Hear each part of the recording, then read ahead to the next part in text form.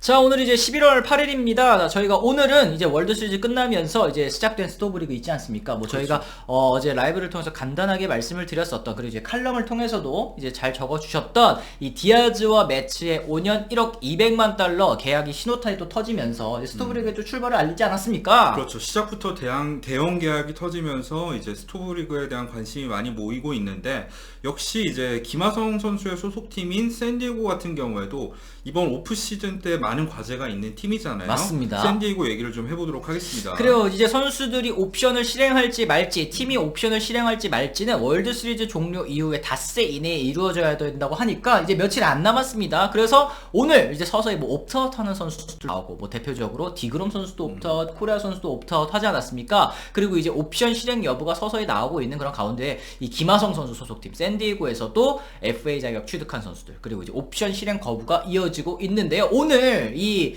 두 선수가 선수 옵션을 거부하겠다라고 이제 시장에 나갔습니다. 두 선수들 그렇죠. 소개를 해주셔야 될 것 같아요. 먼저 얘기해야 될 선수는 역시 로베르트 수아레즈 아. 선수. 사실 빅리그 복귀 첫 경기에서는 완전 대차게 말아먹었었죠. 진짜 완전 뭐라 해야 될까, 볼넷도 볼넷, 여기다가 홈런까지 맞으면서 데뷔전이 정말 악몽처럼 새겨졌었던 그런 선수인데, 근데 후반기 들어서 엄청난 반등에 성공하면서 사실 샌디에고에서 가장 믿을만한 불펜 이 활약을 해주지 않았습니까? 그렇죠. 근데 수아레즈가 선수 옵션을 거절하고 FA 시장에 나가기로 선언을 했고요.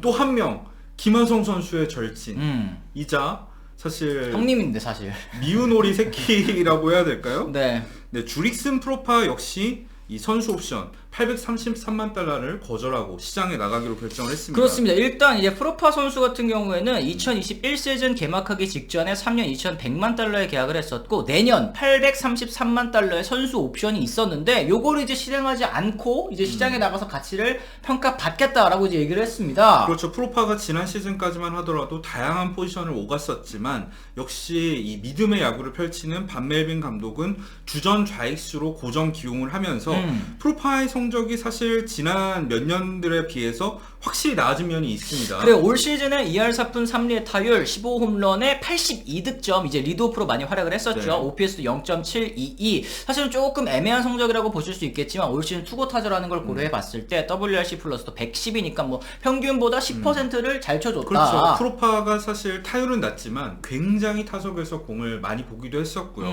그동안 뭐 내야수 그리고 외야수에서 수비를 굉장히 어설프게 하는 선수였었는데, 좌익수로 고정이 되다 보니까 결정적인 보살을 잡는 등 수비에서도 많은 발전을 이루면서 WER이 3.1승이나 됐어요. 그래요. 이 정도면 메이저리그 이 30개 구단은 어느 팀에 갖다 놔도 주전급의 활약은 할 수 있다라는 이제 그 선이 딱 3 아니겠습니까? 그 그렇죠. 정도의 활약을 펼쳐줬기 때문에 이제 시장에 이제 나오기로 결정을 했고, 아까 말씀해주신 이제 로베르토 수아레즈 선수도 이 초반 적응에 어려움을 겪었지만 결국 시즌 성적이 5승 1패 1세이브 47.2이닝 평균 자책점 2.27, 굉장히 좋은 성적 거둬줬거든요. 그렇죠. 일단 수아레즈 같은 경우에는 뭐 시즌 초반에도 구위가 굉장히 좋았습니다. 평균 패스볼 구속이 무려 98마일이고요. 낙차 큰 스플릿 체인저, 그 밖에도 브레이킹 볼도 꽤 위력적인 선수이거든요. 그러다 보니까 올 시즌에 이 필승조로서 핵심적인 역할을 했는데, 워낙에 이 내년 시즌 연봉이 작았어요. 그래요. 내년 선수 옵션이 500만 달러더라고요. 올 시즌에 이제 1+1으로 계약을 한 선수인데, 올 시즌에는 700만 달러의 계약을 받았고, 내년에는 오히려 연봉이 적어지다 보니까 이거는 뭐 이제 선수 옵션 이 실행이 거의 뭐 예상이 됐었던 그런 이제 수순이라고 할 수 있겠습니다. 그래서 두 선수 외에도 남은 선수가 있습니다. 바로 이제 2천만 달러 클럽 옵션의 윌 마이어스인데, 사실 이거는 구단 입장에서는 절대 실행하지 않을 것으로 보이죠. 그렇죠. 여기에 이제 650만 달러의 선수 옵션을 가지고 있는 닉 마르티네스 선수도 아직까지 실행 여부를 결정하지 않았는데, 이 마르티네스 선수는 또 어떻게 생각하십니까? 좀 선발과 불펜 오가면서 이 좋은 활약을 펼쳐줬는데 650만 달러는 조금 싼 느낌도 있어요. 그렇죠. 하지만 익숙한 팀에서 뛰면서 1년 더 재수를 노릴 수 있는 장점은 있잖아요. 그러니까 올 시즌 마르티네즈가 뭔가 확실한 한 방을 보여주지 못했어.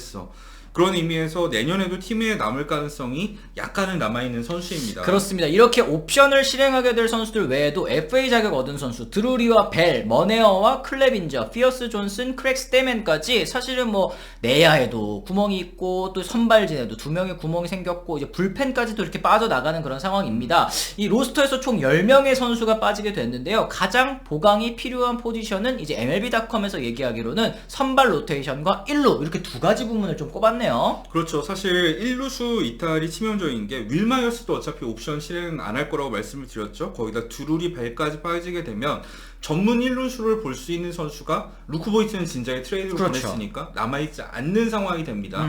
그래서 MLB.com 같은 경우에는 지난 기사에서는 크로넨 로스를 그냥 1루로 쓰면 되지 않냐. 근데 문제가 있어요.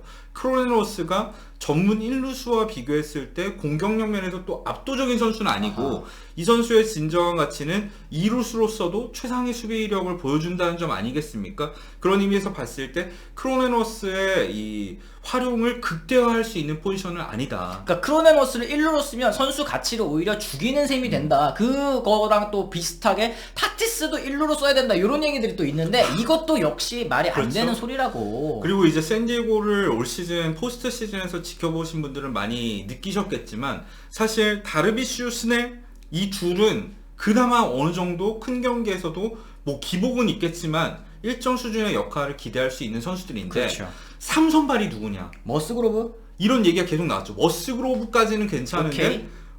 클레빈저, 머네야. 아우. 냈을 때 어떻게 됐죠? 경기 터졌죠. 경기 터졌죠. 머스그로브는 잡았고 다르비슈 스넬도 남아있는 가운데 이들을 도와줄 만한 선발투수 한 명은 데려와야 되지 않냐 그런 얘기인 거죠. 그렇습니다. 지금 팬그래프 기준으로 내년 페이롤, 이 확정되어 있는 페이롤이 약 1억 9,200만 달러라고 하더라고요. 이제 4칠세 라인까지 뭐 올 시즌에도 이미 4칠세를 넘은 팀이기는 하지만 4천만 달러 정도는 좀 쓸 수 있지 않을까. 이번 스토브 리그 때 이런 게 이 예상이 좀 있는 가운데 1루 그리고 이제 선발 로테이션 1루는 이제 리조랑 어브레유 선수가 최대하더라고요. 그렇죠. 근데 또 리조랑 어브레유를 굳이 이제 단연 계약으로 영입하기에는 샌디에고도 이제 남은 잔여 페이롤이 많지 않은 상황이잖아요. 그렇기 때문에 사실은 벨이랑 드룰이랑 단년 재계약을 맺는 방안도 연구를 하고 있다고 하죠. 그렇습니다. 여기 하위 선발 로테이션을 채워줄 선수들도 사실은 뭐 디그롬이라든지 벌렌더라든지 이런 특급 선수를 영입하기에는 여력이 사실은 샌디에고가 없는 그런 상황인 것 같습니다. 그럼 이제 단년 혹은 이제 단계약의 로또 영입 가능성, 그러니까 다저스가 했었던 것처럼 뭐 앤드류 흰이라든지 이제 타일러 앤더슨 이렇게 가능성이 있는 선수들을 데려오지 않을까라는 이제 의견들이 현지에서 많더라고요. 그렇죠. 그리고 또 한 가지 생각을 해야 될 점은 포수 쪽과 중견수 쪽 생산력이 올 시즌 샌디에고는 너무 부족했다. 특히 그리샴 같은 경우에는 규정 타석 기준으로 했을 때 타율 꼴찌를 기록했잖아요. 1할 8푼 4리가 아하. 뭡니까 사실. 왜요? 골드글러브 중견수인데. 어쨌든 공격력 부분에서 포수와 중견수가 너무 아쉬웠기 때문에 이 플렐러 단장이 오프 시즌 때 이 포지션을 어떻게 보강하는지도 유의 깊게 봐야 된다라는 이제 얘기를 했습니다. 이건 이제 뭐 트레이드 가능성도 역시 있을 것 같고 사실 포수 포지션은 최대어가 윌슨 콘트레라스더라고요. 그렇죠. 이제 올 시즌을 마치고 FA가 된 선수이기 때문에 조금 더 돈을 써서 콘트레라스를 데려오는 방안에 대해서도 한번 생각을 해볼 수가 있겠죠. 그렇습니다. 이렇게 프로파 선수 주전 좌익수로 활약했던 프로파도 이제 시장으로 나가게 되면서 이 외야 한 자리가 비게 됐습니다. 중견수 뭐 그리샴도 어쨌든 있고 우익수도 소토가 있는데 그러다 보니까 이제 타티스가 그 한 자리로 가야 되는 게 아니냐라는 얘기들도 현지에서 좀 많이 있더라고요. 타티스가 사실 외야 수비를 펼쳤을 때 중견수가 아닌 코너로 갔을 때는 타구가 휘어지는 부분이 있기 때문에 이 외야 수비 경험이 없는 타티스 주니어는 사실 코너 외야수로서는 좀 많이 어려움을 겪기는 했습니다. 근데 뭐 시즌 시작 전부터 준비한다면 뭐 충분히 저는 이 타티스의 재능을 생각했을 때는 코너 외야수로서도 적응을 할 수 있는 선수라고 생각을 하거든요. 그렇죠. 문제는 타티스 주니어의 남은 계약을 생각했을 때 과연 외야 포지션이 타티스 주니어의 포지션을 자 재능을 완전히 살릴 수 있는 포지션이냐 이 부분에 대해서는 좀 고민이 있을 것 같긴 합니다. 어쨌든 이제 팀적인 차원에서 공격력과 수비력 모두 이제 최상의 결과를 내기 위해서는 김하성 선수가 솔직히 유격수를 보고 타티스가 이제 부족한 이 프로파 선수가 빠진 외야수 한 자리를 메워준다면 팀적으로 너무 좋겠지만 장기적으로 계약이 묶여있는 선수이기 때문에 이 포지션에 대해서 조금 더 고민을 해봐야 된다. 뭐 이렇게 정리를 할 수 있을 것 같습니다. 여기 이제 마지막으로 이 소토 선수와 소토와 재계약 가능성도 여전히 열려 있는 그런 상황이네요. 그렇죠. 소토와의 재계약 합의는 사실 포스트 시즌 탈락 이후부터 들려오기 시작했었는데 이제 내년 시즌에도 어쨌든 소토가 남아있을 수 있는 상황에서 샌디에고가 계속 달리려면 뭐 중간에 트레이드 한다는 건 사실 말도 안 되고 네. 소토를 데려오기 위해서 투여한 유망주들이 있는 상황이기 때문에 웬만하면 이 샌디에고 입장에서도 소토를 잡고 싶어 할 것 같습니다. 그래요. 이제 트레이드 되기 전에 워싱턴에서 14년 4억 4천만 달러, 물론 이제 계약 규모로만 봤을 때는 크지만 이제 14년 계약, 게다가 연평균 계약으로 따졌을 때는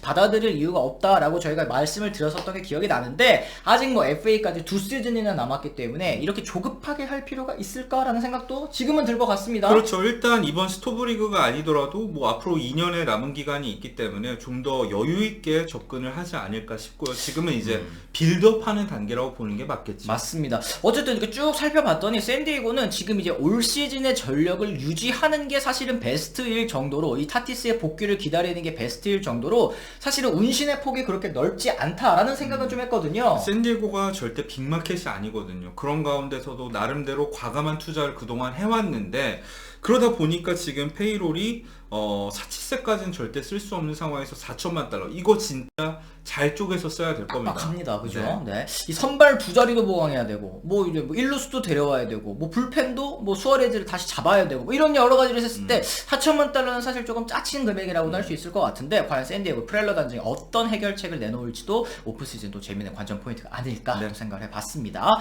자, 이렇게 해서 저희가 오늘은 또 이제 샌디에고에 대한 이야기를 한번 나눠봤습니다. 저희는 또 내일은 저희가 이제 컨텐츠 개인적인 사정 때문에 또 없고요. 이제 목요일 날에 또 다시 돌아오겠다는 말씀 전해드리면서 저희는 오늘 이만 물러가 보도록 하겠습니다. 지금까지 시청해주신 분들 모두 감사합니다. 고맙습니다.